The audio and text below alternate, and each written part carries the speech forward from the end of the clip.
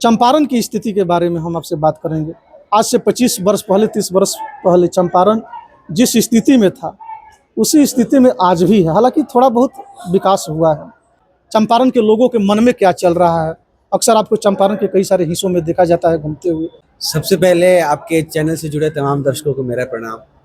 आज से 25-30 साल पहले राजनीति में अच्छे लोग आते थे। एक महान दार्शनिक प्लूटो ने यह बात बोली है, if you do not participate in democracy, अगर आप लोकतंत्र का हिस्सा नहीं बनेंगे तो आपसे कोई निचले स्तर का आदमी आके आप पे राज करेगा।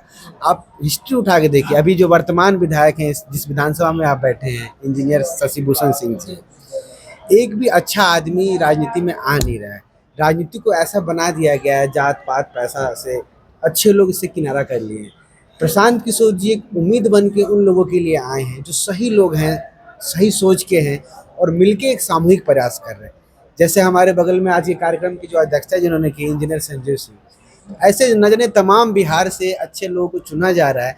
जब तक अच्छे लोग आएंगे, पढ़े लिखे लोग नहीं आएंगे, तब तक मोर और लेस स्थिति वही रहेगी।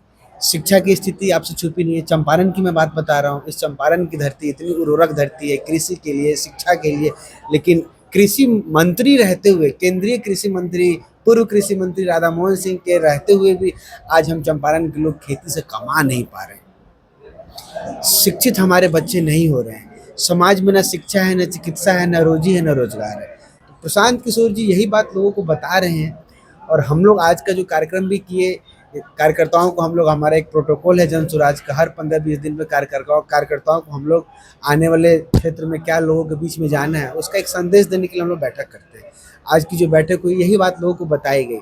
आप अपने बच्चे के बारे में सोचिए। आप जरा सोचिए, लालू जी बिहार के राजा हैं, उनको चिंता है कि उनका बेटा मुख्यमंत्री कैसे बने, लेकिन आम जन को ये चिंता नहीं है कि उसका बेटा अफसर कैसे बने। तो इसी बात को हम लोग, कोई वोट मांगने का काम नहीं हो रहा और दलों के जैसा, और दल के लोग तो सिर्फ वोट मांगते हैं। सिर्फ वोट ही तो मांगा गया है कि आज चंपारण की स्थिति बदहाल हो गई है।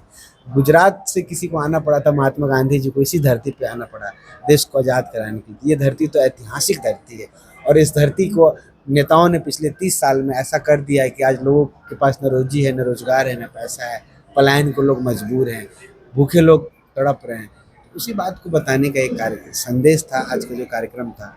और ये मेरा मानना है, आपके चैनल के माध्यम से मैं दर्शकों से अपील करना चाहता हूँ कि सही लोग समाज में अगर आए तो उसका हिम्मत बढ़ाइए। एक दिया अगर सही जल रहा है तो उसको हाथ लगा के उसको रोकिए, बुझने मत दीजिए। वो बुझ गया तो न जाने कितने अच्छे लोग जो मुखिया के चुनाव में आएंगे, सरपंच के चुनाव में आएंगे, वार्ड के चुनाव में आएंगे, उनका हौसला खत्म हो जाएगा। तो जन स्वराज एक सही लोग की एक बाहर निकालने का एक ऐसा दल बनाएगा जिसमें अच्छे लोग छन के आएँ और जो पढ़े लिखे हों, शिक्षित हों, समाज के बारे में सोच सके। अब तक तो राजनीति में सिर्फ क्या हो रहा है, पटना से टिकट लाना है, नोट के दम पर वोट लेना है, यही तो होता है। और इसका मेन कारण है कि आप विकास से कोसों दूर हो गए। तो इसी को ख़त्म करने का नाम जन स्वराज है। और मुझे ऐसा लग रहा है कि जनता इस बात को समझ रही है। हर एक माताएँ, हर एक गार्जियन जो यहाँ आए थे, अपने दिल में ये बात को बांध के ले गए हैं कि हमें 2 रोटी कम खाना है, लेकिन अपने बच्चों को पढ़ाना है। समाज को शिक्षा से कोसों दूर रखा गया है। जन स्वराज का प्रयास, सामूहिक प्रयास करके समाज को और बिहार को अग्रणी राज्यों में ले जाने का सपना जो देखा प्रशांत किशोर जी ने, हम सब उनके सिपाही इसी सपने को जनता के बीच में रख रहे हैं। बिना इन लोगों के सहयोग से इस सपने को पूरा नहीं किया जा सकता।